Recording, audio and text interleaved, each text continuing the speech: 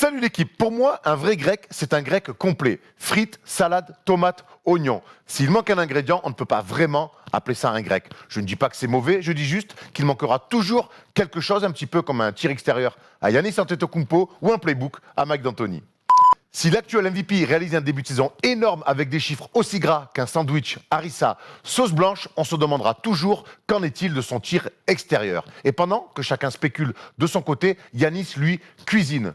C'est pour qui les 38 points à 4 sur 7 à 3 points ? Montrez, tiens chef, et bon appétit.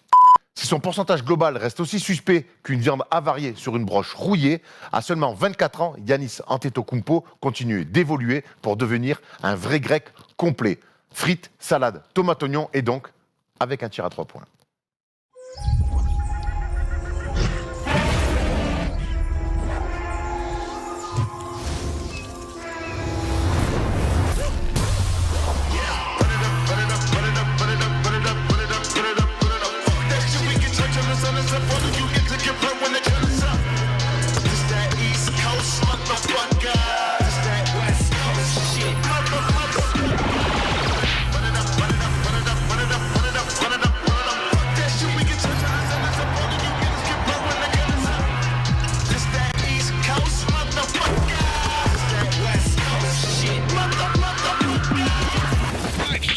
My peak. Bring a diamond around me. It's a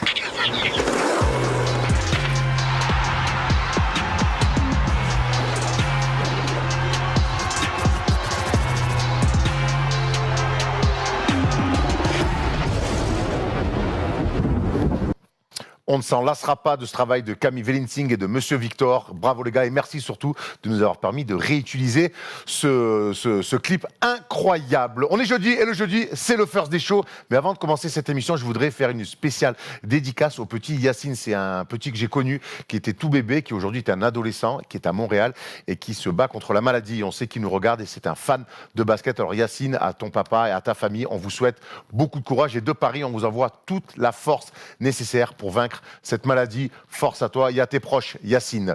Messieurs, Thomas, toujours là, fidèle au poste. Tout à fait. Solide sur les appuis. Occupé surtout. Très Je suis occupé à lire le bouquin que je lis tous les trimestres, puisqu'on est très content de recevoir Théo. Mais moi, je vais très très bien en tout cas. Oui, merci Erwan d'en t'en occuper. Théo, tu es un habitué maintenant. Bah ouais, c'est clair. Je suis toujours aussi content de vous rejoindre dans l'émission. Donc merci pour l'invitation. Et puis surtout, tu viens nous voir comme souvent avec des beaux livres, des beaux bouquins qui, moi, je te cache pas, j'ai le 1, j'ai le 2, je vais désormais le 3. Je me fais ma petite collection dans ma bibliothèque et ça fait très joli. Ah bah parfait, bah c'est ce qu'on cherche, quoi, faire des objets et des revues qui restent et que les gens ont plaisir à ressortir une fois de temps en temps pour se replonger dedans, donc ça me fait très plaisir. Merci. Tu te rends compte que chez Erwan, dans sa bibliothèque, tu es juste à côté de l'intégrale de Victor Hugo. Bravo Erwan. Bah écoute, on a le droit de se culturer, quoi. Faut arrêter les conneries, quoi.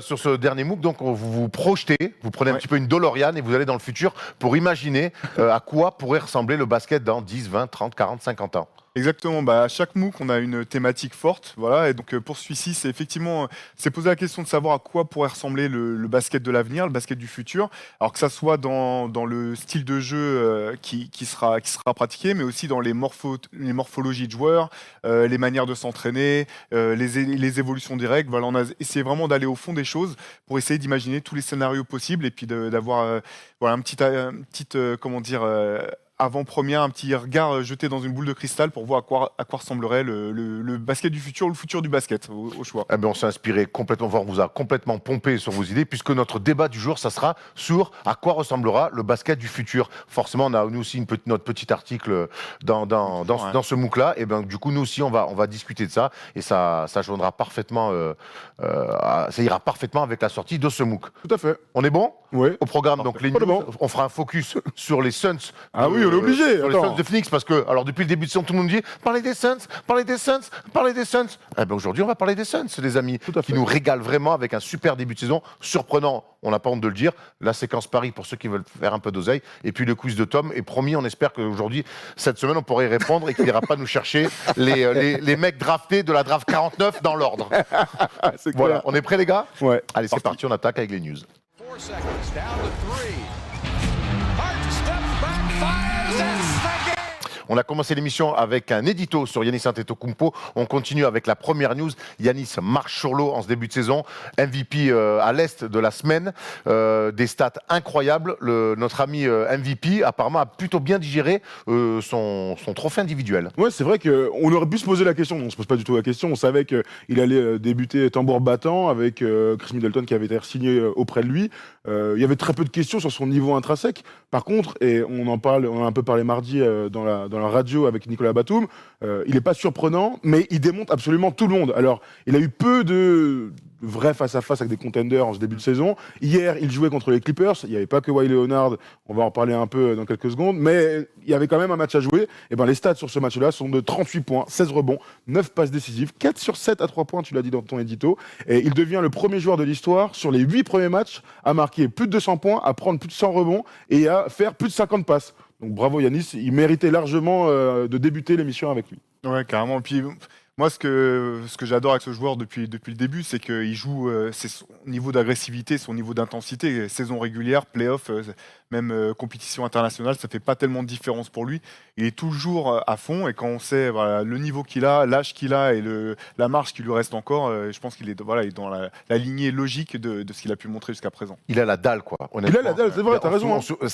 Parce que certes, il était MVP la saison dernière, mais il se fait surtout sortir en finale de conf de playoff en perdant 4 matchs d'affilée. Et cette défaite-là, on sait qu'on apprend souvent dans les défaites en playoff. Jordan a perdu avant de gagner comme il l'a fait. Et j'ai vraiment senti que, or certes, le MVP, c'est bien. Cet été, Paul on a vu que pour lui, il a dit qu'il était MVP, mais qu'il ne se sentait pas encore comme le meilleur joueur de la ligue. Paul Harrer, ouais, parce que pardon. oui, Qui c'est important. et donc, c'est ce que j'adore dans ce début de saison chez Giannis Antetokounmpo, c'est que certes, il est MVP, mais que ce qui le tracasse le plus, c'est les 4 victoires, les 4 défaites d'affilée en playoff. Il a la dalle, il a envie de revenir. Cette année, il veut aller en finale, voire déjà gagner le titre. Et c'est ça que j'aime, ce côté un peu bulldog qu'il a. Tout à fait. Et puis de toute façon, on en a parlé dans les previews, on en a parlé donc dans la radio. On connaît maintenant son axe de progression, à la fois le tir extérieur, donc mettre dedans. On a vu que maintenant il est capable d'avoir des nuits où il met dedans. Hier, Montrezl ne le respecte pas. Mais fait un choix en tout cas. Fait un choix de le laisser. Il est dans un fauteuil, hop, ça envoie 4 tirs à 3 points marqués quand même. C'est pas rien. Moi, j'en attends évidemment plus. Mais c'est pas maintenant que je vais le juger, c'est sur l'ISO, faire gagner des matchs en toute fin de match quand les défenses sont resserrées, ainsi de suite. Mais je vais lui laisser encore un peu de temps avant de le juger. Step by step. Oui, tout à fait, step by step, tout à fait. Ouais, puis connaissant le bonhomme, voilà, on sait que c'est aussi un très gros travailleur avec le tir, même si ça peut prendre du temps, c'est quand même un des éléments au basket où on est sûr de progresser à mesure toute sa qu'on vie. travaille. Donc exactement, vrai, jusqu'à la fin de sa carrière, donc le meilleur est à venir de ce côté-là. On peut demander à Aaron Baines qui a 33 piges, on va en parler dans quelques minutes aussi. Ouais. Aaron Baines qui filoche comme jamais. Donc oui, évidemment, donc je dis ça à tous les petits. Si vous ne mettez pas de tir à 15 ans, c'est pas grave, faut bosser, parce que ça viendra petit à petit. À 25 ans, vous serez peut-être un shooter correct. Fiable. Tout à fait.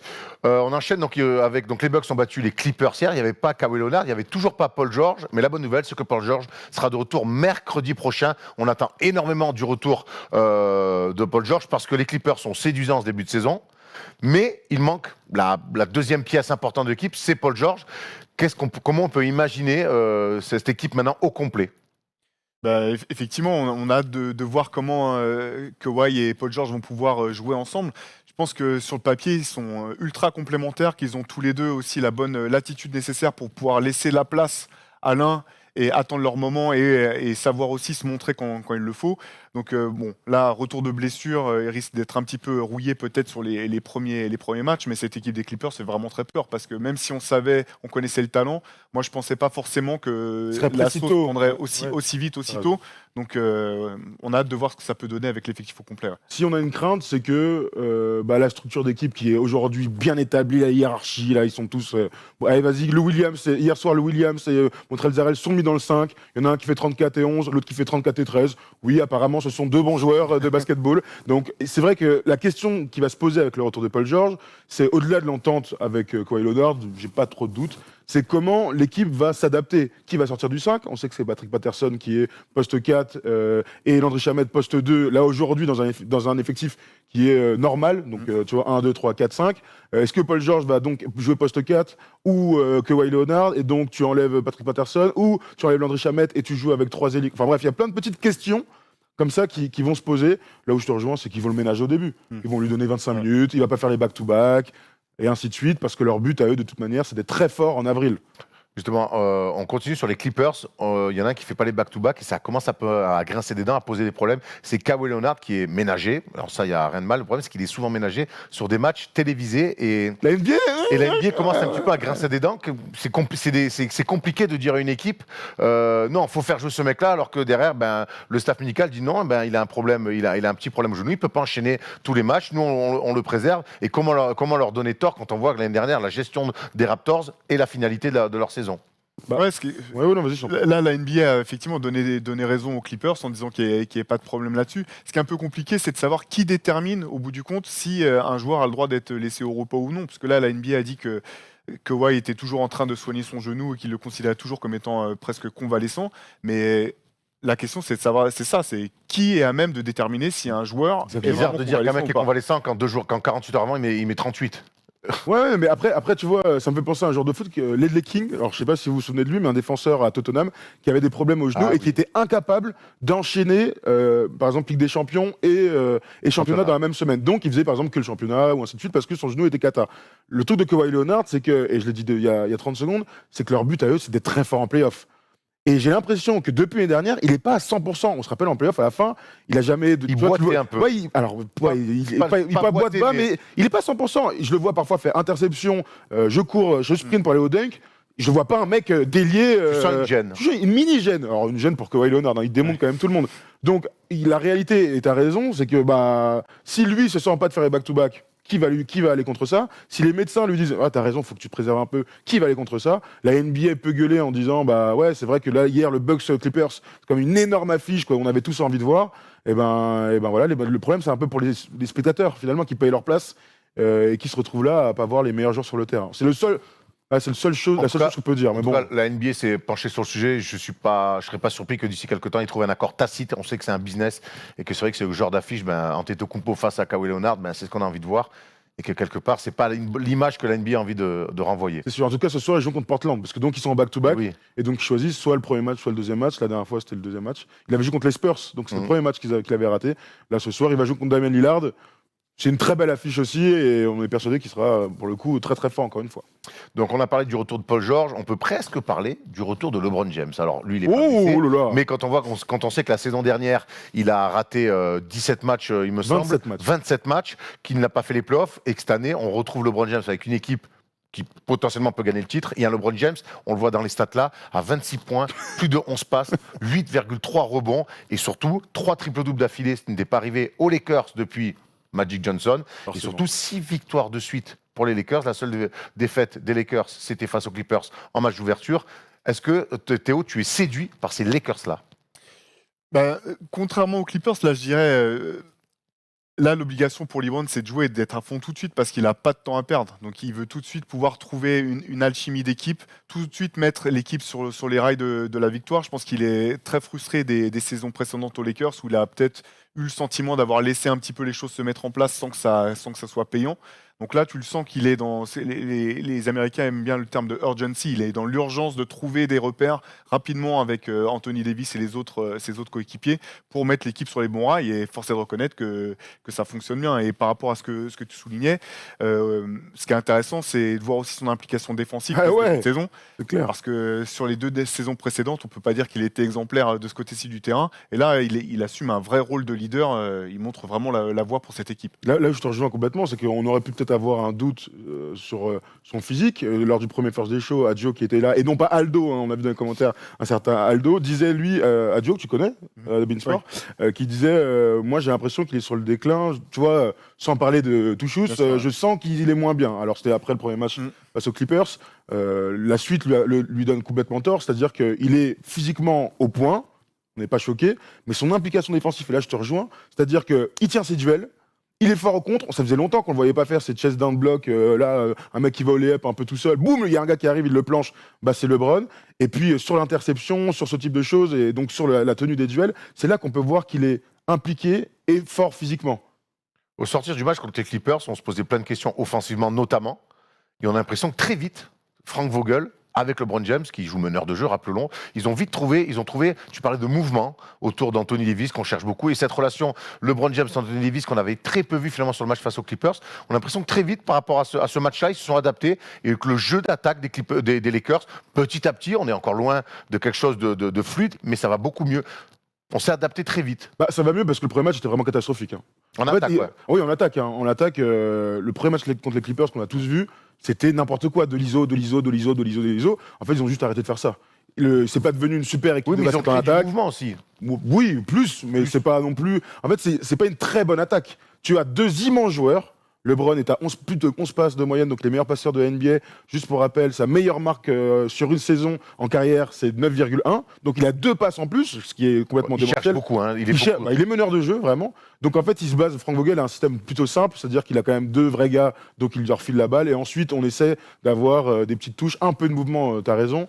Mais c'est pas non plus, il a pas mis un système offensif incroyable. Pour moi, ça se passe surtout en défense. Ils ont de la relance, ils ont de l'adresse avec des vrais gars et tout ça. Donc voilà, c'est satisfaisant, mais c'est pas non plus la panacée. Ah non, mais satisfaisant, j'allais pas plus loin, moi. Ouais, non, Mais, oui. moi, ce que je vois, ce qui est important, c'est quand tu pars même de zéro, c'est de progresser. Ce que je vois, c'est que les Lakers, en peu de temps, parce que finalement, 7 matchs de saison régulière, c'est rien, et que je vois qu'ils sont sur une bonne direction. Bah, 6 Voilà. victoires d'affilée, de toute façon, c'est sûr. Après, tu vois, on voit plus la structure d'équipe qu'on voyait en pré-saison. Pour moi, allez, je sais pas, ils ont joué quoi, 10-12 matchs depuis le training camp. Il y a un seul match où ils font n'importe quoi en attaque, c'est contre les Clippers. Contre les Clippers. Donc en fait, c'est ça l'épiphénomène, plutôt que la progression. Donc Tu vois ce que je veux on dire? surveillera. Alors ils sont quand même, ils ont bien voyagé. Si on les gagne à Dallas, si on les gagne à San Antonio, c'est pas facile d'y aller en ce moment. On attend quand même un gros match contre genre Sixers ou un autre match contre les Clippers. On voulait parler aussi. Vas-y, un truc, il veut Juste dire pour truc. finir, ce que je trouve Oui, vas-y. vraiment intéressant aussi, c'est la connivence qu'il y a manifestement entre LeBron et Anthony Davis. On sait que LeBron peut vite perdre confiance dans certains de ses coéquipiers s'ils ne se montrent pas au niveau. Et pour l'instant, je trouve qu'on sent vraiment on voit qu'il le cherche, même dans des moments chauds, on sent qu'il cherche l'alternance, qu'il est prêt vrai. à prendre ses responsabilités, mais tout en continuant à l'alimenter de manière à ce qu'il puisse se partager la tâche. Je trouve que bien plus que par le passé, on sent peut-être un LeBron qui pense à cette saison, bien sûr, mais aussi à la suite, et qui essaie de responsabiliser Anthony Davis très tôt dans la saison pour qu'il trouve un équilibre à deux. Après, peut-être qu'il a jamais joué avec un mec aussi fort aussi. Enfin, je dis sans parler de D-Wade et tout, Oui, mais bien sûr, sur bien ce sûr. poste-là intérieur et C'est sûr. tout. C'est sûr que depuis Miami, je pense qu'il n'a pas joué avec un joueur qui avait cet impact ou qui C'est était ça aussi. aussi haut dans la hiérarchie Mais NBA après, depuis. il y a eu Kyrie. Il est mais, carré dans un autre mais qui est rôle. dans un autre rôle complet. Pour le coup, il avait confiance en lui. Hein.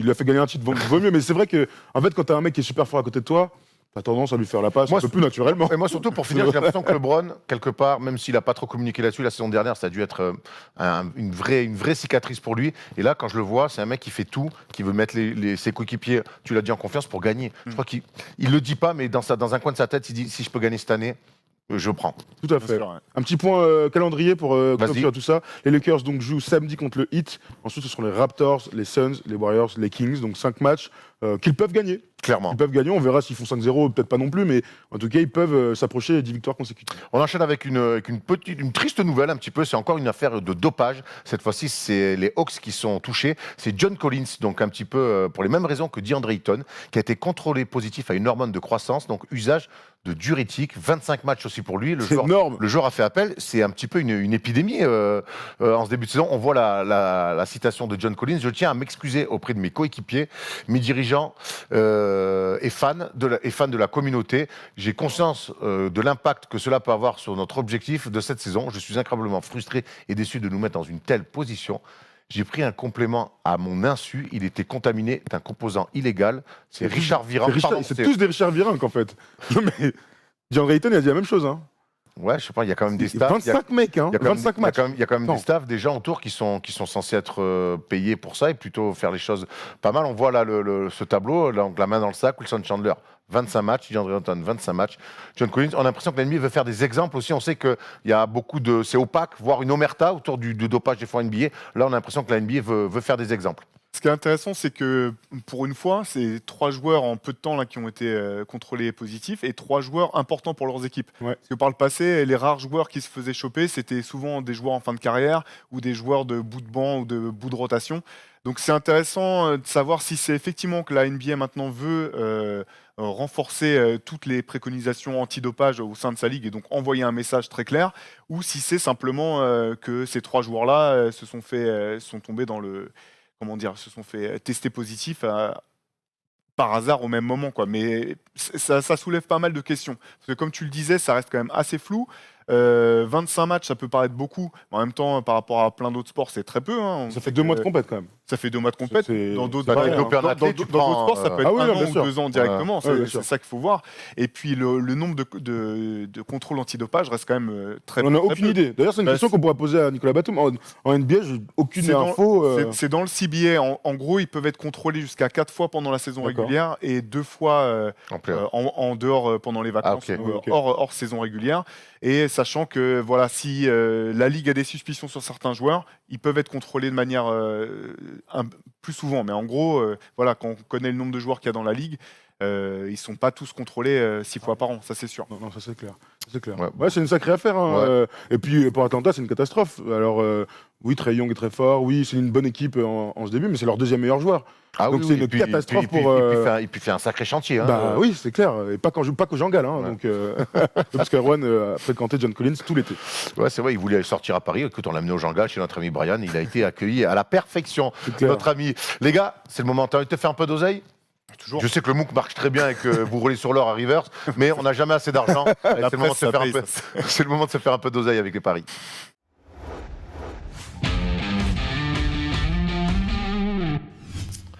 Thomas, hier soir sur notre compte Twitter, on a posé la question à nos amis, à notre communauté, de savoir quelle allait être l'équipe qui allait scorer le plus de points dans la nuit. Pas simple de trouver la bonne réponse. Normalement, ça aurait dû être les Rockets, les Bucks, les Clippers. Et ben non, c'était les Memphis Grizzlies qui ont marqué 137 points à domicile Bravo, Minnesota. face à Minnesota, tout à fait. Donc, très peu de gens ont évidemment dit Memphis. Memphis allait justement marquer le plus de points dans cette nuit NBA. J'ai trouvé un seul mec, donc du coup pas de tirage au sort, puisqu'il y a un seul gars qui a trouvé. Alors cher ami, tu as gagné, hop, je prends ton petit nom, tu t'appelles Pierre-Loup de Borsu, on va t'envoyer un petit message et puis tu vas pouvoir récupérer tes gains, tes paris gratuits sur Paris en Sport et ainsi de suite. Et puis pour les petits tricheurs qui au matin mettent la bonne réponse, parce que j'ai vu, hein, Il y en a vraiment. il y en a un, il a mis à 8h ce matin, Memphis Grizzlies. Frérot, on t'a vu, alors tu as évidemment pas gagné. Et tu évites de tricher, enfin les gars, évitez de Et tricher. tu es ce serait banni dommage. à vie. Tu es interdit de casino. C'est clair, donc bravo à toi Pierre-Loup, on t'enverra un petit message. Allez, on va se plonger dans les matchs de ce soir. Vous savez, dans la nuit de jeudi à vendredi, il y a toujours 2 ou 3 matchs. Il y a 4 matchs à Ouais, et donc on va d'un côté tenter les paris safe avec Ah oui, Thomas attends. et les paris risqués avec moi. On commence avec toi, Thomas. Tout à fait. J'ai fait un petit combi très simple sur 2 matchs. Une victoire extérieure, celle de Boston à Charlotte, une petite cote de 1,40 en ce moment. Quand on est voir des très bons, très en canne d'ailleurs, il faudra qu'on en reparle. Je pense peut-être lundi dans les bonnes surprises de début de saison. Donc une petite cote là à 40 facile. Et puis mon deuxième match, c'est donc les Spurs à domicile face au Thunder. Une cote à 1,55. Ça me donne une cote de 2,17. Franchement, c'est safe. Théo, Même si safe, Ouais, ça me semble juste. Hein. ça te semble pas correct? Ouais. pas mal. Bon, bah, voilà, écoute. Et toi, Yoran, alors du coup, Moi, je me ce monsieur est toujours le petit foufou. Moi, mais- je suis un mec après, j'ai beaucoup de dettes, mais c'est peut-être parce que je prends des risques, mais c'est pas grave. Je veux que 10 balles là-dessus, hein, rassure-nous. Je vais l'assumer complètement. Oui, mais des petites dettes, 10 balles, ça reste une petite dette. C'est vrai. Mon pari fou, comme c'est si bien marqué avec notre ami Tom Seravinou, mon pari fou, c'est que je vois Jason Tatum marquer plus de 19 points face à Charlotte. C'est pas complètement incroyable. Quand t'as 2,20 pour ça, c'est cadeau. Voilà, il n'y a pas non plus énormément de stoppers chez nos amis des Hornets. Ensuite, je vois Phoenix s'imposer face à Miami à domicile avec une cote à 1,90. Phoenix, on va en reparler dans le focus, ils sont plutôt très bons en ce moment. Et ensuite, je vois les Clippers gagner face à Portland, le tout cumulé pour une cote à 5,98. Ça a quand même un petit peu plus de gueule et de relief qu'une cote toute pourrie avec celle de Thomas. Mettez 10 balles dessus. Est-ce que vous êtes safe ou plutôt fou? Il y a 2 écoles à chaque fois dans les paris. Voilà, à vous de faire le choix. En tout cas, que ça soit safe ou risqué, on vous souhaite de gagner de l'oseille. Tout à fait. Franchement, les 3 se tiennent. Hein. On rappelle que Kawhi Leonard revient après ce back-to-back contre C'est ça. Portland, c'est très important. À souligner, avant de passer à autre chose, j'ai encore 2 infos. D'abord, une petite cote boostée. On vous souhaite évidemment de jouer cette cote boostée parce qu'elle est vraiment bien. Dans le même match entre les Clippers et les Trailblazers, Damian Lillard a plus de 24 points, donc au moins 25 points dans ce match-là. La cote passe de 1,70 à 2,50.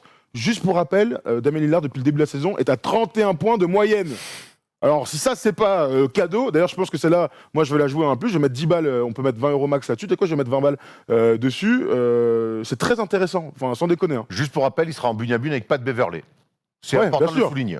Mais ça reste Damien Lillard, rassure-moi. Oui, non, mais C'est capable de mettre 25 sur n'importe qui. Tout à fait, c'est bien. Mais quand on parie, c'est bien aussi de voir un peu les Tout à fait. match-up quand on parie sur des performances de joueurs. Je sais pas si j'irai là-dessus, moi, tu vois. Et ben, du coup, écoute, on On peut verra pas demain faire matin. que des paris fous au bout d'un moment. Ça c'est vrai. Et dernier petit truc, c'est sorti il y a quelques jours, on voulait vous en parler, mais donc Parion Sport est donc partenaire aujourd'hui officiel de la NBA, on le savait, mais maintenant partenaire du match à Paris qui se déroulera fin janvier donc à la Hotel Arena pour le match entre les Hornets et les Bucks avec Yanis et Nico Batum qui viendront jouer à Paris. Donc c'était une petite annonce à faire puisqu'on sait que c'est l'événement le plus important du début de l'année 2020 vu l'engouement qui risque d'y avoir donc à Bercy. Parfait. Vous avez tous rêvé, hein, quand on était petit, de voyager dans le temps, j'imagine. C'est un petit peu. Ça, c'est vrai. Eh ben, on va se faire ce kiff-là aujourd'hui. On va imaginer à quoi ressemblera le basket du futur dans le débat du jour. Dennis Rodman, if you forget all about the hair and all the tattoos, watching play basketball, he can do. Cette semaine, River sort son troisième MOOC. Et, Troisième. Troisième. On me dit que c'est le numéro 3 en vrai. Hein. C'est ça. Sort son troisième MOOC et nous propulse dans le futur et à essayer d'imaginer à quoi pourrait ressembler le basket dans 10, 20, 30, 40, 50 ans. Et c'est très intéressant puisque le basket change. Alors explique-nous un petit peu comment vous avez traité ça dans votre magazine. Oui, comme vous le savez, là, dans chaque numéro, on a une thématique majeure qu'on développe, alors pas sur l'intégralité des 240 pages, mais sur une bonne partie du MOOC. Donc là, la question, c'est effectivement de savoir à quoi pourrait ressembler le basket de demain, que ce soit dans le style de jeu, dans les morphotypes de joueurs, dans les nouvelles règles, etc., qui pourraient venir. Donc on a vraiment essayé d'aller au fond des choses. On a fait, comme on l'a fait déjà à plusieurs reprises, un grand entretien croisé entre 3 spécialistes du basket. Pour le coup, on a demandé son avis à Yassine Awadi, qui est entraîneur, qui est coach personnel À Limoges. à Limoges exactement, qui travaille au développement de joueurs. On a demandé à Chris Oliver, qui est un coach canadien, qui a un podcast dans lequel il interviewe des coachs de tous horizons. Tout horizon, par exemple, tu peux avoir du Ettore Messina ou vraiment des coachs de très haut niveau. Et Romain Leroy, qui est assistant coach à Antibes cette année, qui est un collaborateur de River Courage, de hein. longue date. C'est chaud Ouais. dessus en ce moment. Ouais. Donc voilà, on leur a posé des questions, ils peuvent donner leur avis, chacun donne leur avis. Ça, c'est le grand entretien qu'on a dans ce numéro. Et je pense que cette discussion a permis d'aller vraiment au fond des choses. On a pu aborder pas mal de sujets. On s'est aussi posé la question, bien sûr, de savoir quels pourraient être les joueurs qui représenteraient l'avenir de la NBA. Zion en tête. Zion en tête, voilà. Là, on a dommage qu'il n'ait pas pu faire ce début de saison, mais je pense qu'il sera amené à porter la ligue sur ses épaules. On a essayé aussi d'aller voir d'un point de vue plus technique comment les athlètes vont pouvoir se préparer à l'avenir. Donc, on a un entretien vraiment intéressant avec un spécialiste d'un centre qui s'appelle le P3 aux États-Unis, dans lequel passent tous les plus grands athlètes, Rudy Gobert pour la NBA, mais aussi d'autres disciplines, pour voir comment ils se préparent, comment ils essaient à la fois de prévenir les blessures, mais aussi de développer leur qualité athlétique. Notamment, Zach LaVine est passé par là-bas, Zion, et quasiment tous les mecs passent par là-bas. Voilà, on a essayé de toucher un petit peu à tout pour essayer de voir à quoi pourrait ressembler le basket de demain. Et puis en marge de tout ça, bien sûr, comme dans chaque numéro, on a aussi d'autres sujets qui ne sont pas forcément liés directement à la thématique. Et donc là, on a pu essayer de parler de choses un peu différentes, comme on a un grand entretien avec Xavier Vaution. On a Le Xav. le Xav, exactement. On a essayé de jouer une carte un peu différente. On parle un peu de MMA et de Avec Ross White. Ouais. voilà, exactement, avec Royce White qui parle de son peut-être laisser totalement le basket de côté pour se mettre au MMA. On a parlé de Liz Cambage en WNBA, qui est un personnage vraiment à part. Voilà, je tiens à le mentionner, on a un article sur Sabonis dont on est particulièrement fiers. Le père. Sur Arvidas, hein, exactement. Voilà, donc c'est pas moi qui l'ai écrit, donc je peux en parler en toute objectivité, mais voilà, moi j'ai appris tout un tas de choses sur Arvidas que je pensais connaître sur le bout des doigts, donc voilà un petit peu ce qu'on peut retrouver dans ce numéro. Ah ben super, ça donne l'eau à la bouche. Et puis on vous a demandé votre avis aussi. eh oui. bien sûr, Ah oui, comme toujours, chaque numéro, aussi, il y a ouais. votre Et c'est vrai que rubrique. le temps passe, mais j'ai l'impression que c'est des questions qu'on se pose.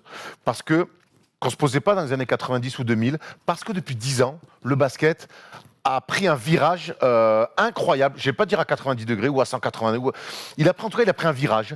Et le basket, en 10 ans, a changé comme il a rarement changé dans l'histoire. Et comment il a changé? On a eu cette histoire de small ball, on a eu l'adresse à 3 points qui s'est développée, le nombre de tirs à 3 points qui a été pris, les règles qui ont changé. Et c'est pour ça que j'en ai l'impression, en tout cas nous avec Tom, quand on se pose cette question-là, c'est parce que depuis 10 ans, le basket a énormément changé. Oui, ça c'est vrai que lorsque tu regardes un match de Kobe et Shaq début 2000 et que tu regardes un match des finales là avec les Warriors contre les Raptors, il y a un écart sur énormément de choses qui est considérable. Le rythme d'un match a énormément évolué. C'est vrai qu'avant, quand tu regardes donc le pace, donc le nombre de possessions par match, on était sous les 100, mais largement. On parle de 95 par match en moyenne. Maintenant, on est là cette saison, il y a des équipes qui sont à plus de 110. Donc, on voit que dans la course des joueurs, ça a beaucoup évolué. Lorsque tu penses aussi à la taille des joueurs, on voit forcément moins de joueurs de très grande taille, le small ball comme on l'appelle. Il n'y a pas besoin d'être un magicien ou d'être un professeur pour voir qu'il y a moins de mecs de 2m10 hyper dominants.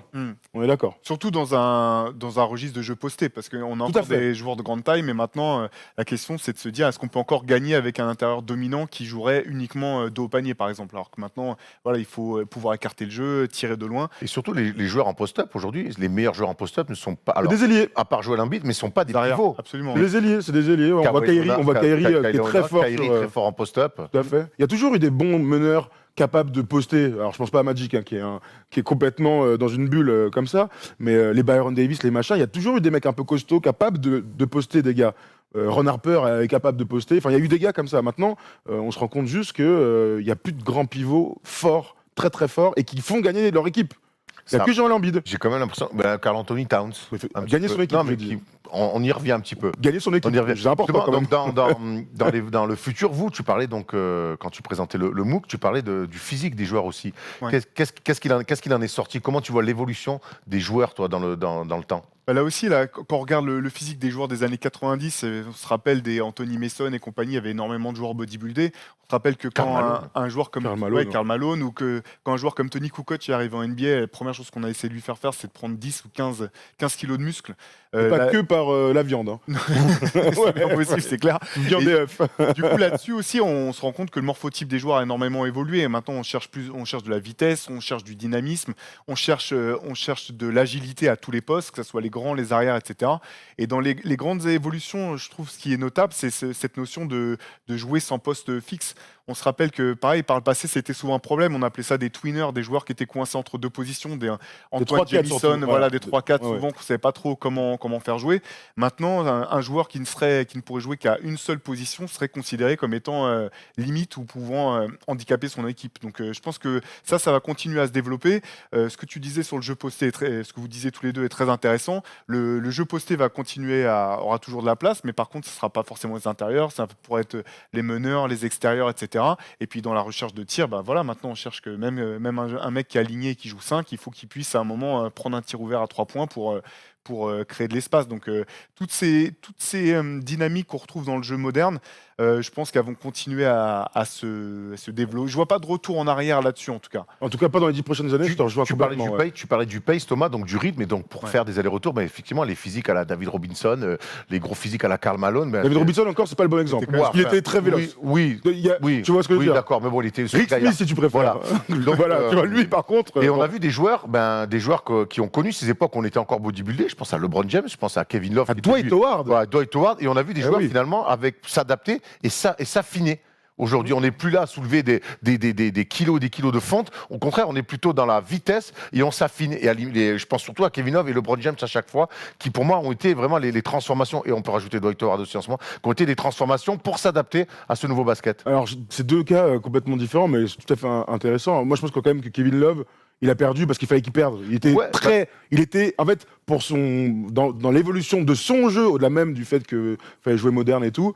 C'est un gars qui était poste 5-4 et qui était gros. Il aurait pu se changer en costaud. Ouais, il aurait pu. Mais le truc, c'est que tu vois, par exemple, vis-à-vis des tweeners et des mecs qu'on ne sait pas trop, pour le coup, Kim Love, c'est un vrai poste 4. Et si tu le mets poste 5, il est un peu en galère. Donc son morphotype, heureusement qu'il n'est pas resté. Ça le régale. Et LeBron, j'ai l'impression qu'il a perdu du poids parce qu'il ne voulait pas se péter. Je pense pas que ce soit vraiment. Peut-être que c'est l'évolution du jeu, peut-être que je me gourre complet, mais c'est parce qu'il va avoir 35 ans et que depuis 3-4 ans, bah, il vaut mieux se délester d'un peu de kilos pour éviter de se péter. J'ai plus. Tu vois, c'est pas. Mais parce que le rythme est beaucoup plus. Je suis pas sûr. Et puis en plus, LeBron James, il s'est quand même retrouvé pendant 5 ans face aux. Oui, 4 ans, face aux Warriors, qui était pour le coup l'équipe moderne par excellence. Ça jouait petit, ça courait partout. Et moi, le LeBron James, même du milieu, quand il est à Miami, qui est une brute épaisse, je suis pas sûr que sur le rythme, il puisse tu vois. Moi, je vraiment de LeBron là, ou si, il aurait pu suivre. Mais suivre, mais alors peut-être pas avec les mêmes qualités. Moi, je crois que si c'est affiné, certes, c'est pour se prendre soin de son corps et jouer très longtemps, parce que je pense qu'il va jouer très longtemps, mais c'est aussi pour suivre ce rythme. Le pace, c'est quand même archi. Quand tu as 5-6 kilos de muscle en plus, c'est quand même, faut les faire les allers-retours. Oui, mais on parle de LeBron, quoi. Je veux dire. Certes. Même avec 5 kilos en plus, j'aurais peu de doute sur le fait qu'il puisse suivre, tu vois. Non. Mais c'est là que je te rejoins un petit peu et je pense que ça se complète. C'est vrai qu'on voit que les recherches sur la préparation des joueurs maintenant sont énormément orientées sur la récupération, que ce soit sur le sommeil, que ce soit sur les soins après les matchs, etc. Et je pense qu'effectivement, il y a une notion de maintenant qu'il faut courir autant, qu'on voit le nombre d'allers-retours qui est bien plus élevé que par le passé. Il y a aussi une notion de vouloir préserver ses articulations, préserver son corps et ça passe dans pas mal de cas par le fait de ne pas avoir à porter du poids supplémentaire qui va appuyer sur tes chevilles, sur ton dos, sur tes genoux. Donc, D'ailleurs, c'est pour ça qu'on parlait de Zion et que l'évolution qu'on lui souhaite, c'est de perdre un peu de poids, pas parce qu'il est gros. Allez voir la vidéo avec notre doc où on explique pas mal ça. Du coup, quel serait le profil parfait du joueur du futur? On pense à Giannis Antetokounmpo, Oui. on pense à des Kevin Durant. On est sur ces, mais tout le monde peut pas être Antetokounmpo ou Kevin Durant, quoi. Bah, Ça reste des épiphénomènes, ça reste des mecs avec un physique. Ouais, mais t'as raison, mais regarde, tu sais que le truc, c'est que, par exemple, LeBron, quand il arrive dans la ligue, on se dit qu'en fait, on n'a jamais vu un mec comme ça. Alors, encore aujourd'hui, je pense qu'on n'a jamais vu un mec comme ça, il est incroyable. Mais en fait, je pense que KD, Giannis, ce sont des enfants de LeBron, en fait. Ce sont des mecs très grands, beaucoup plus grands que LeBron, mais hyper déliés, capables de dribbler, parce que dès qu'ils sont petits, ils commencent à dribbler. Même je vois Anthony Davis faire des trucs parce qu'il a commencé meneur et machin. Est-ce que, dans les années 90, jamais t'imaginais des mecs aussi grands être capable de crosser des mecs, de faire des step back et ainsi de suite, donc de jouer comme des petits. Et ça, je crois que c'est l'évolution des enfants de LeBron, comme on a eu les enfants de Jordan avant. Enfin, vous voyez ce que je veux dire? Tout à fait. Absolument. Et de toute façon, je pense que tu as tout dit parce qu'en fait, le joueur de demain, c'est le petit aujourd'hui qui regarde la NBA. Et aujourd'hui, un petit, je veux dire par l'âge, un jeune aujourd'hui, même de grande taille, qui regarde la NBA, il va pas prendre son ballon, aller au terrain et travailler faire des post-up. Ah non, post-up, c'est clair. Hein. D'accord, donc il va Il va regarder voir quoi, des Stephen mecs qui tirent à Curry, 10 il va mètres, regarder Giannis, ouais. etc. Et pour répondre, voilà, à la superstar de demain, je pense que c'est ce que dit Chris Oliver, un de nos intervenants dans le MOOC. Là, en gros, c'est Ben Simmons ou Giannis Antetokounmpo avec un tir à 3 points.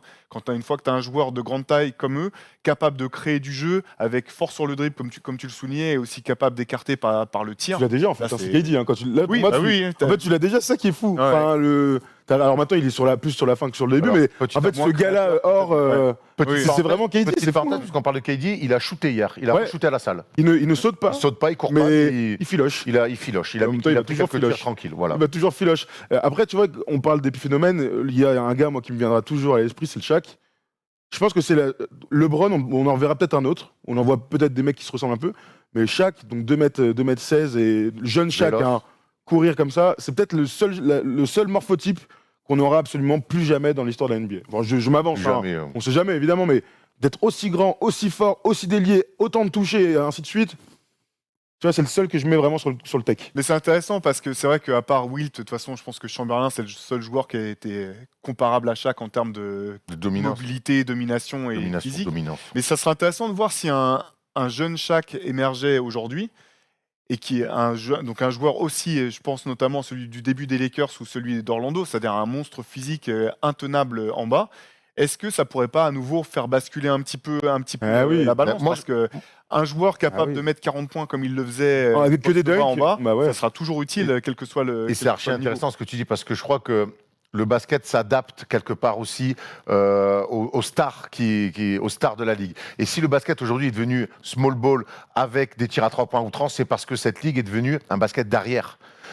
Curry, Harden, Westbrook, Kyrie Irving, Derrick Rose à son époque. Derrick Rose à son époque, oui. c'est devenu un basket d'arrière. Et en même temps, parallèlement, il y a eu une pénurie de pivots. Et donc forcément, les choses se sont adaptées. Mais moi, je suis convaincu, et d'ailleurs, c'était une des questions que j'allais vous poser, c'est, moi, je ne serais pas surpris que dans 10, 15, 20 ans, on revienne à un basket avec moins de courses. avec moins de courses Ouais. et revenir sur un basket. Mais je sais pas si un mec émerge parce les Atlanta Hawks, ils se sont dit putain, on repart à zéro, on veut faire comme les Warriors. Tu vois ce que je veux dire? Ouais. Et donc si à un moment donné, des gens gagnent avec un bid qui démonte tout le monde sur le poste 5, eh ben, tout le monde va vouloir un pivot pour faire ça. On s'inspire aussi des gens qui gagnent. Ça t'as raison, hein. Des gens qui gagnent, c'est vrai, mais c'est vrai qu'il y a une très légère tendance quand même qui va vers les grands, parce que tu as des grands dominants. Je pense à Nikola Jokic.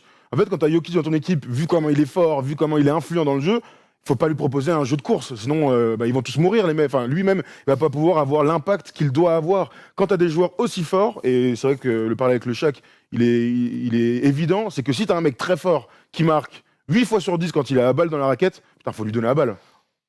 Le plus grand changement, on l'a dit, c'est le nombre de tirs à 3 points qui sont pris et les mecs reculent de plus en plus. Alors, et du coup, il y a on va faire une association avec les règles aussi, il y a ce fantasme, ou je ne sais pas comment appeler ça, du tir à 4 points. Est-ce que vous le traitez dans le MOOC? Oui, on en parle un petit peu, notamment, il y a notamment... on a fait un petit encadré dans lequel on parle des évolutions possibles, changements de règles possibles. On sait que voilà, le tir à 4 points a déjà été testé. Il y a la Big 3 League d'Ice Cube, là où il y a ces fameux spots là où tu peux prendre des tirs à 4 points. Le K54 l'été dernier, pareil, avait mis en place ce genre de choses. Moi, personnellement, alors, je suis peut-être un petit peu rétrograde là-dessus, mais je suis rarement favorable à l'évolution des règles. J'aime pas trop quand on change trop les règles. J'aurais l'impression un petit peu que rajouter une ligne à 4 points, ça serait Tu dénatures le jeu. dénaturer le Oui, jeu, oui. vraiment. Je trouve que ça ferait gadget. Je pense que les défenses vont trouver aussi vont s'adapter. Et que voilà, qu'il y aura toujours cet équilibre où c'est toujours comme ça que ça se passe. C'est la défense commence à prendre le pas sur l'attaque, donc l'attaque doit se réinventer et trouve de nouvelles solutions à laquelle la défense doit réagir en contrepartie. Je pense que ça va s'équilibrer de soi-même. Ouais, moi, je te rejoins de toute manière. Alors, sans parler de la ligne à 4 points, je pense qu'on est tous plutôt d'accord pour dire qu'on n'a pas du tout envie de voir ça. Ah, mais moi, en je, NBA. moi, je suis Alors- radical sur la Ah question, ouais. je ne veux pas voir Au ça. tournoi Big Three, plus- c'est cool parce que plus- c'est oui, voilà, ou c'est cool. tu vois. 54, c'est Ouais, sympa. c'est cool, mais Mais en NBA Ou en FIBA, ouais. je ne veux pas voir l'arrivée de la ligne à 4 points. Vous parlez de dénaturer, moi j'ai presque envie de parler d'un viol, hein, je te le dis tout de oui, suite. bon, hein. bon, ces mots t'appartiennent. J'espère que Tout tu vas à pas fait, finir dans un m'appartiennent. encadré sur LCI. Du coup, je voulais dire un truc. Non, je voulais dire, mais en fait, cette affaire de tir à 3 points, de plus en plus loin, donc tu penses à Damian Lillard, à Steph Curry, et ainsi de suite, c'est une évolution parce que les gars, de toute manière, reculent naturellement et s'entraînent à reculer depuis 10 ans maintenant. Et donc, c'est maintenant qu'on commence à voir les vrais shooters fiables de très très loin. Mais toute cette affaire de ligne à 3 points, de tir à 3 points, elle s'explique très clairement. Les tirs les plus rentables aujourd'hui, enfin dans le basket en général, c'est un lay-up, un dunk, un tir près du cercle. Je pense qu'on est tous d'accord. Là, tu peux monter à 60% de réussite. Ensuite, dès que tu commences à t'éloigner, bah forcément, le pourcentage baisse. Voilà, j'ai rien inventé. Mais donc, du coup, quitte à tirer loin, autant prendre le plus de points possible. Et donc, tu vas tirer à 3 points. On parle des long two, là, par exemple. Les long two, Mike D'Antoni a décidé de complètement les supprimer de toutes ces formes de jeu. Je ne veux pas voir De de toutes ces tir quoi, pardon? de long two. Oui, mais de toutes ces formes de jeu, Mike D'Antoni. De toutes ces formes de Il a toutes des formes de jeu, Mike D'Antoni. bah, il a des formes de jeu. On est au Il a cœur peu de on est au système cœur- en on fin est de au- match, mais On est au cœur de l'info. il n'a pas de plan B, mais il a des formes de jeu qui marchent très bien. Donc aujourd'hui, le but des coachs, c'est de ne pas tirer à 1 mètre devant la ligne à 3 points parce que c'est pas rentable. Tu as pratiquement le même pourcentage entre cet endroit-là et le tir à 3 points, et 3 points vaut mieux que 2 points. Donc aujourd'hui, c'est pour ça qu'on voit tant de tirs à 3 points, et sur le papier, on comprend tous. Mais moi, la question que je me pose, c'est que jusqu'où ils vont reculer, les mecs? Parce qu'au bout d'un moment, on va se retrouver dans un basket, on fait remise en jeu, on va tirer de son... Dans 20 ans, les mecs vont s'entraîner, parce qu'aujourd'hui, les mecs s'entraînent comme des fous, on va faire remise en jeu, les mecs vont shooter de leur camp. Moi, je crois pas qu'on va arriver à des choses aussi folles que ça. Quand je vois la Melo Ball, des fois, bon, ça va. Et à l'ancienne, il le C'était à fait plus, l'ancienne, ça. qui a shooté du milieu du terrain, mais... Quelque part, c'est eux, là, j'ai la nouvelle génération aussi, donc il le fait plus maintenant en Australie, qui est dans un cadre professionnel. Mais elle est où la limite? Elle est où la limite? Est-ce que maintenant prendre un tir de son camp, alors peut-être pas juste après une remise en jeu, mais prendre un tir de son camp, et s'il rentre, on dira putain c'est génial, ou ça restera. Non, mais là, ce serait du cirque où les Ben, Harlem Globetrotter. Globetrotter. Oui, Alors mais- que Trae Young aujourd'hui. Est-ce que c'est pas le risque aussi un petit peu avec cette manière de reculer de plus en plus à 3 points, de tomber finalement dans un simple concours d'adresse et de Non, réduire dur le là, tu basket. parles d'un excès. Un concours. Je pense pas qu'on ira dans cet excès-là de vraiment de tirer de 15 mètres. C'est une question. Bon, j'y crois pas, moi, en tout cas. Alors, ce qui est intéressant, c'est Stan Van Gundy disait récemment en parlant des analytics que les analytics c'était très intéressant ce que tu disais, c'est-à-dire que toutes les équipes cherchent soit le lay-up, soit un tir à 3 points, mais que c'était très intéressant, notamment sur la saison régulière, parce que tu as suffisamment de masse et de matchs et de données pour pouvoir vraiment établir, arriver à ces conclusions-là. Mais qu'en playoff, c'était pas forcément la même chose, et que notamment on regarde que les équipes qui vont très loin en playoff, ça reste les équipes qui ont des joueurs capables de se créer un shoot à 2 points fiable. En Pense ISO. à Kawhi, Ouais. pense à Kevin Durant, parce qu'à ce moment-là, le niveau des défenses s'élève, les équipes se connaissent parfaitement, donc connaissent les plans de jeu des uns et des autres, s'adaptent, et donc au bout du compte, c'est vrai qu'on est toujours dans cette recherche de tir à 3 points ou de lay-up, mais dans les moments vraiment chauds, notamment en play-off, etc., on aura toujours besoin d'un joueur capable De de l'ISO. créer un shoot à 2 Ça, points. ça, c'est pour clair. assurer à 2 Et points. l'exemple, on le dit tout le temps. parler des Rockets qui n'ont pas de plan B, les Rockets qui sont sur du 3 points à outrance et c'est 3 points ou rien, on voit bien qu'en playoff, c'est prévisible, parce que quand tu sais qu'une équipe va prendre 45 tirs à 3 points sur une rencontre, c'est prévisible, tu assures ton repli, tu sais comment cadrer les mecs, et derrière, si tu n'es pas capable d'aller mettre des tirs, des mid-range, ou d'avoir simplement de proposer autre chose aux défenses, tu es bien défendu, T'as raison. tu es attendu, et tu te fais avoir. Et le grand risque du tir à 3 points, c'est quoi? C'est que tu peux être en échec. On rappelle que sur un match un peu important, les Rockets ont fait 27 tirs manqués consécutifs. Et puis il y a un truc au basket, t'as t'entraîner toute ta vie, il y a des soirs, ça veut pas rentrer. Ah oui, Il bien sûr. faut être capable de proposer autre chose. Et c'est pour ça que j'ai bien aimé la citation de Kobe qui dit aujourd'hui, il y a un excès dans les tirs à 3 points et que c'est pas un bon message envoyé pour les jeunes parce que ce que fait Steph Curry, avant de faire, il a d'abord une maîtrise de tous les fondamentaux. Et que le tir à 3 points, quelque part, c'est une arme préférentielle pour lui, mais il peut faire autre chose, il peut proposer autre Ça, c'est chose. vrai. Et donc aujourd'hui, n'avoir que comme réponse le tir à 3 points, c'est une pièce jetée en l'air et souvent elle tombe du mauvais côté. Ouais, c'est vrai, t'as raison. Alors du coup, on a peu répondu à cette question. Alors comment vous voyez la NBA dans 10 ans? Je la vois moins changer que ce qu'elle a changé sur 10 dernières années déjà. C'est vrai qu'on a l'impression. C'est ce que c'était le début du débat, c'est que ces 10 dernières années, elle a énormément changé. Mais je crois que maintenant, elle va. Je vois pas non plus un nouveau chamboulement total du style, des physiques et des règles. Oui, je te rejoins là-dessus. Je pense qu'on va continuer dans cette lancée, à avoir des joueurs qui peuvent jouer à différentes positions en fonction des moments, en fonction des équipes. On parlait d'un nouveau Shaq tout à l'heure. Quoi qu'il arrive, s'il y a un joueur dominant comme ça, il faudra malgré tout qu'il soit capable d'apporter autre chose que du jeu dominateur. Le chèque avec un 3 tir à 3 voilà. points, ce sera Même un un C'est shoot dans fou. le corner, exactement. Ouais, c'est clair. Donc on va continuer à aller vers des athlètes de plus en plus. Puis aussi sur la préparation des athlètes. Je pense que voilà, les Yanis, les Ben Simmons et compagnie, on va continuer à en voir des Ça, c'est vrai, hein. de plus en plus. Donc voilà, sur ces aspects, beaucoup d'agilité, beaucoup de technique, du tir. Voilà, ce qui est intéressant par rapport à ce que tu disais, c'est sur les excès de tir à 3 points. C'est comment est-ce qu'on va arriver à avoir ces tirs à 3 points. Et là, je pense qu'un des aspects qui risque de faire changer le jeu, c'est la défense, notamment. Comment la défense va s'adapter sur ces tirs à 3 points. Est-ce qu'on va les autoriser Comment est-ce qu'elle va...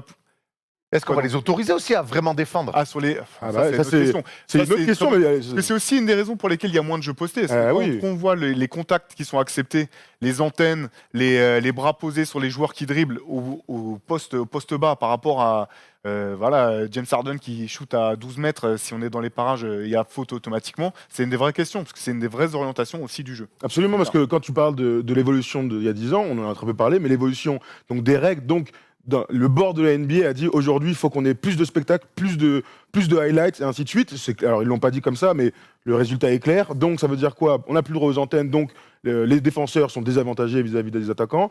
Tu n'as plus le droit de rester dans la raquette. Bon, ça c'était déjà le cas. On te rajoute une petite ligne, donc ça veut dire que toutes tes défenses, tu es obligé de toujours être en train de tricher. Donc il y a des espaces pour les attaquants. Et il y a aussi l'affaire des 24 secondes. Donc il y a toujours 24 secondes pour la première attaque, mais il y a 14 secondes pour la deuxième. Donc ça encourage à toujours plus S'il y a tirer. faute sur une attaque, c'est S'il y a ça. faute sur une attaque, on remet à 14 secondes. S'il y a pied, on met 14 secondes, alors qu'avant c'était 24. Voilà, donc tu es dans un truc où la NBA pousse le jeu à aller toujours plus vers les points, plus de scoring. Là, tu regardes le nombre de points marqués hier soir. Donc on parlait de 137 points, mais il y a beaucoup de 125, 125, 125. On a Voilà, vu c'est on a vu l'évolution match de la NBA. entre Washington et je sais plus qui est pas les Rockets. Et Les Rockets, ouais. Faut gagner 129, Et les 125. Rockets, sans prolongation. Moi, je regarde le résultat. Je crois que. Ah non, je crois qu'il y a- 159, 158. Je croyais qu'il y avait C'est 3 ou 4 incroyable. prolongations. Ouais. Non, non, temps réglementaire. 159, 158. On est peut-être dans l'excès, mais peut-être qu'on est dans l'excès, donc on n'ira pas plus loin. On est dans l'évolution. Donc, pour finir un petit peu là-dessus, je voudrais avoir votre avis. C'est que un basket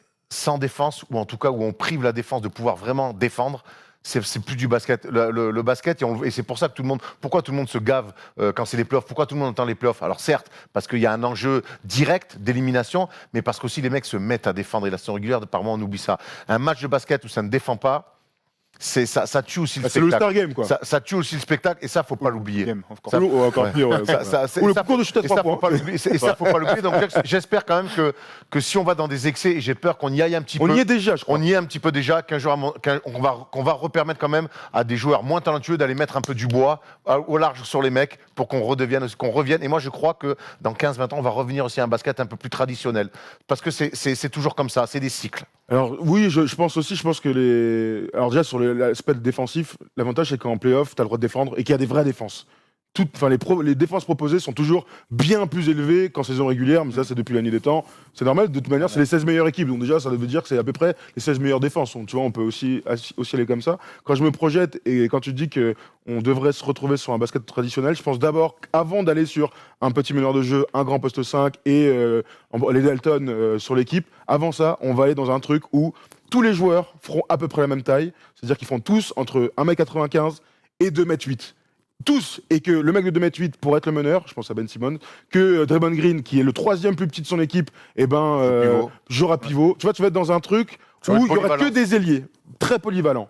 Et ensuite, peut-être, il y aura les Dalton qui reviendront sur le terrain. Mais je pense vraiment qu'on va se retrouver un jour avec 5 ailiers sur un terrain et que ce sera un 5 majeur et une équipe qui gagne. Ouais, c'est déjà un petit peu le profil des meilleures équipes qu'on voit actuellement en place. Et puis, je trouve que cette évolution, je trouve qu'elle est vraiment fantastique. Parce que nous, vous le savez, comme moi, quand on était gamin, tu étais le plus petit, tu devais jouer meneur, et tu étais le plus grand, on te demandait d'aller prendre des rebonds, et c'était tout, quoi. Et c'était nier une évidence qui est de chercher quelles sont les qualités de tes joueurs et de t'en servir pour le bien de ton équipe. Au-delà Ça, de leur taille.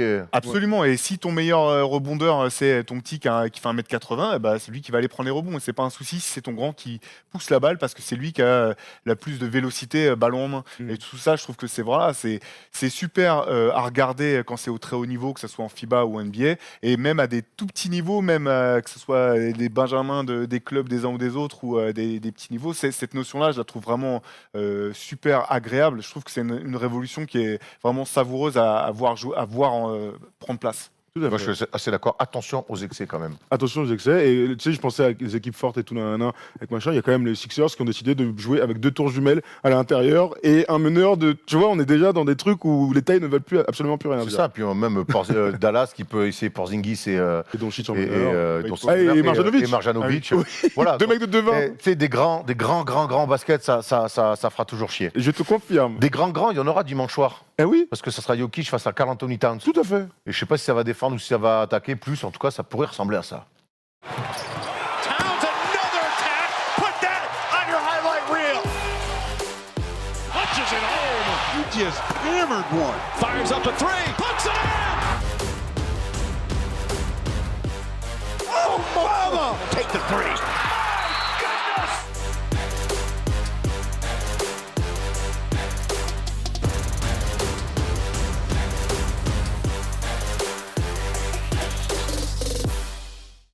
Dimanche 21h30 sur Beansport ou sur le League Pass au choix.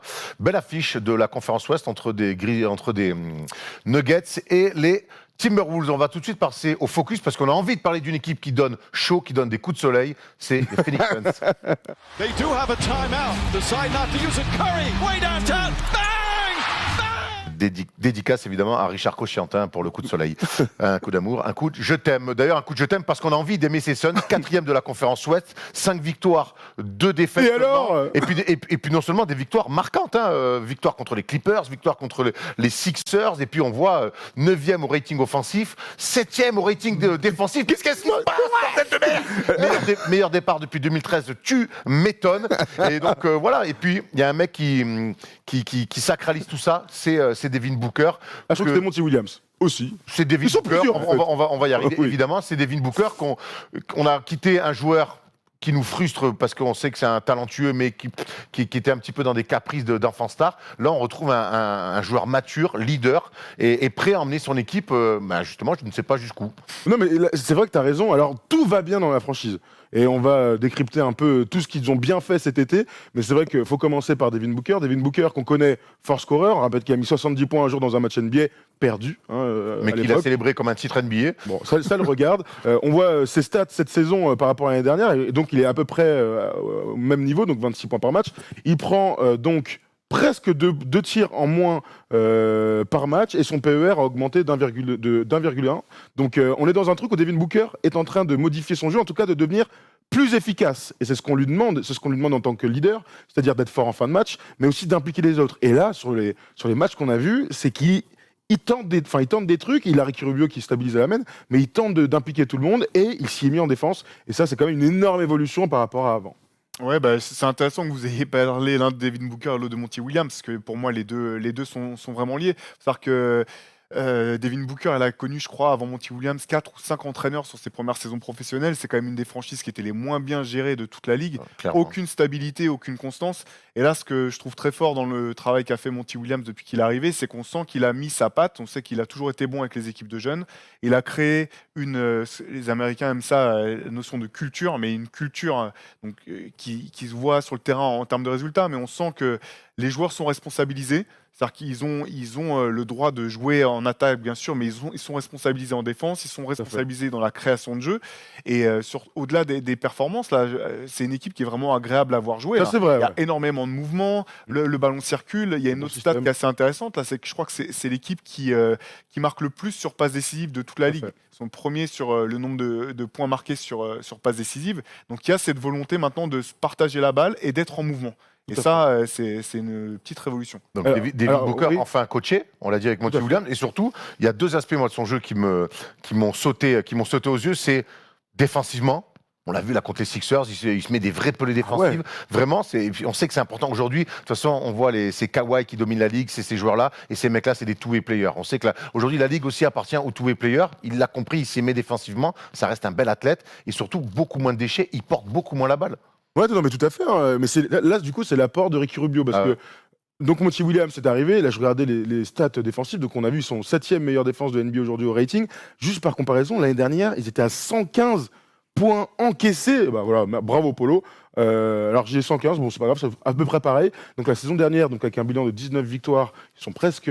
Ils sont déjà au quart, déjà, là. Ils étaient à 105 l'année dernière au offensive rating, 108,8 cette année. Et l'année dernière, ils étaient à 114. Et là, ils sont à 100. Donc, le différentiel, il est monstrueux. Donc, là, tu as parlé de culture. Là, c'est tout pour le coach. Bravo, Monty Williams, qui a choisi d'aller au Suns. C'était un peu une surprise. On parlait des Lakers et machin. Lui, il a dit, je vais aller là-bas. Il devait avoir une vraie connivence. Sentir le coup et avoir un vrai truc avec Devin Booker et Ricky Rubio qui sort donc d'une superbe Coupe du Monde où il a été élu MVP et où il est champion avec l'Espagne. Ricky Rubio, il est trop fort, il stabilise une équipe, donc il tient la balle, il est bon au scoring, il est bon à la passe, il défend, enfin bref. Du Rubio. Et tu disais, on en parlait juste avant, ils avaient besoin de quoi? Un coach et un meneur. Ça fait des années qu'on dit, tu parlais d'une des franchises les moins stables de la NBA avec les Knicks, tu as tout à fait raison, il leur manquait, on a toujours dit un meneur, un coach. Et c'est ce qu'ils ont fait. Alors, il n'y a pas que ça, puisque l'année dernière, ils ont quand même fait venir Kelly Oubre Jr., qui fait un super début de saison, qui a plus de 17 points par match. Ouais, bravo. Cet été, ils ont réussi à attirer Aaron Baines, qui fait carrément oublier que Eaton est suspendu pour dopage pendant 25 matchs. Alors, Aaron Baines, on s'arrête vite fait, je te donne ses stats parce qu'elles sont complètement incroyables. Il a 15 points par match, 5,9 rebonds, 3,6 passes. Mais alors, ce qui est encore plus ouf, c'est qu'il a 58% au tir. C'est un pivot, ça pourrait paraître normal. Mais il est surtout à 48% au tir, sachant qu'il en tente 4,4. Enfin, mec, c'est incroyable. À 3 points, c'est Mehmet Okur. Mec, on est dans c'est Brad Miller. Tu vois, c'est incroyable. Alors, on l'a vu contre l'équipe de France. Raph Lafrentz. Ouais. Il est moins. Raph Lafrentz, il est gaucher. Les deux, là, c'était mieux. Mais du coup, Aaron Baines fait partie des très bonnes surprises. Et lui aussi, il est impliqué. Et ça marche, ça fonctionne. Carrément, et dans les stats que tu as cités, là, ces passes décisives, c'est très intéressant. Parce qu'entre lui, Frank Kaminsky, Darius Saric. Voilà, exactement. C'est-à-dire qu'ils ont suffisamment de playmakers sur le terrain pour pouvoir être en lecture de jeu.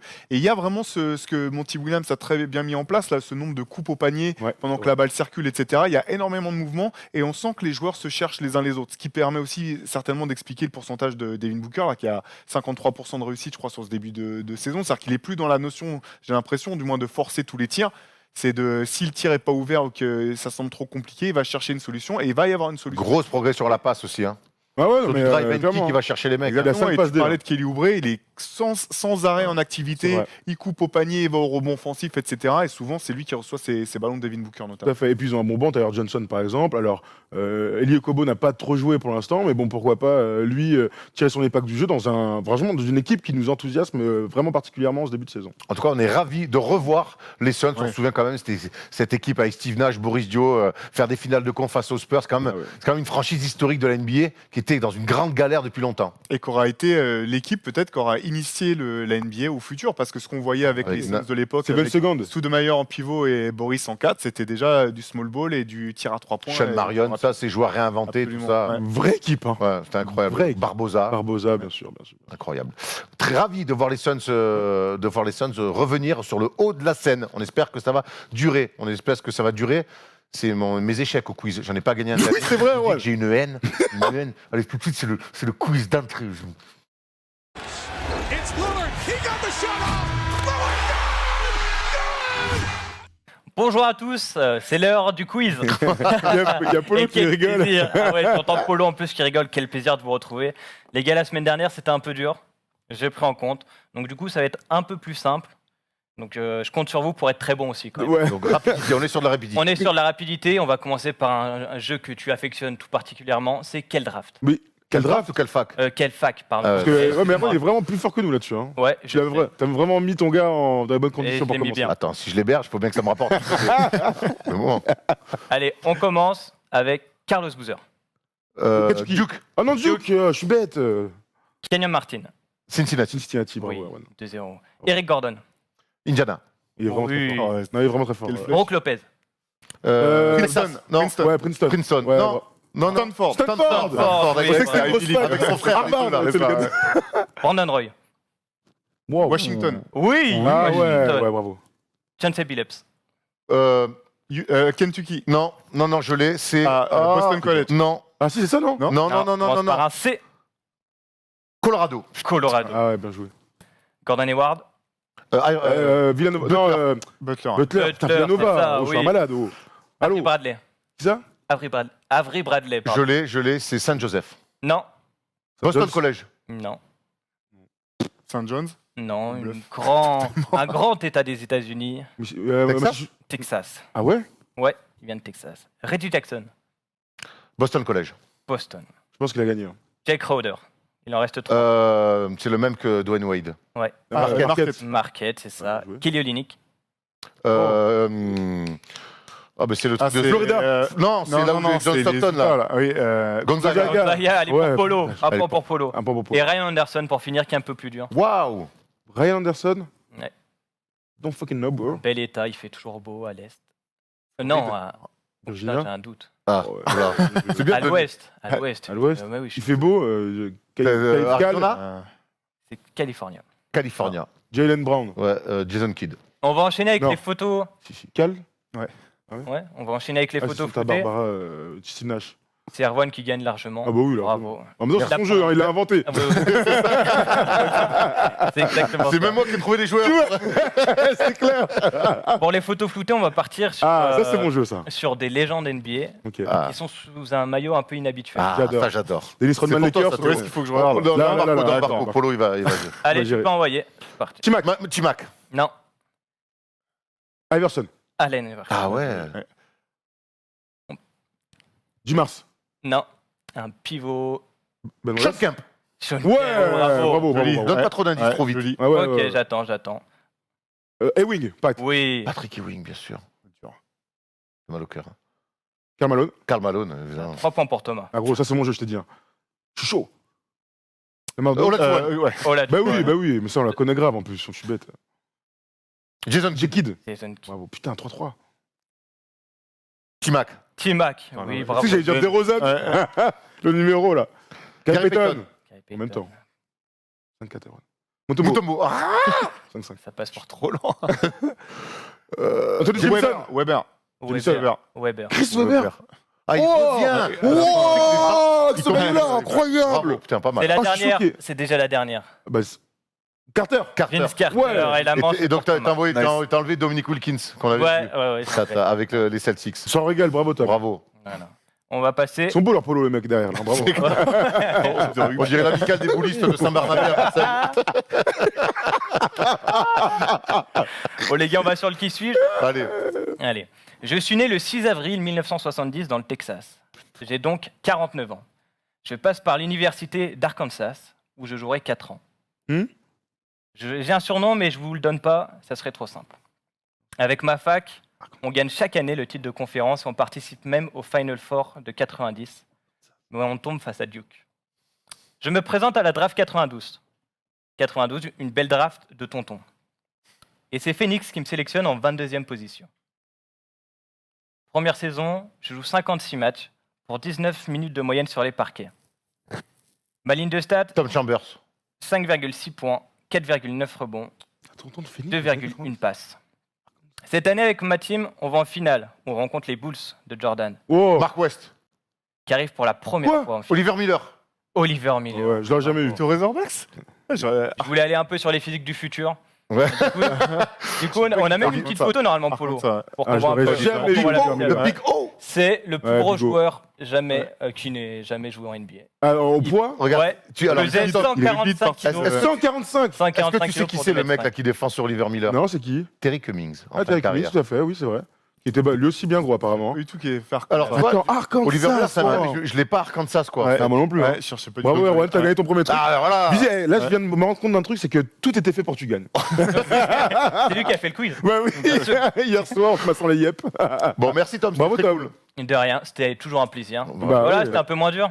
Oui, mais bon, nous, La ça va. rapidité. Non, Ouais, mais, bien, la la semaine vie, dernière, oui, nous a dit les MIP ou les rookies de l'année, mais dans l'ordre. Ouais. Décroissant. Attends.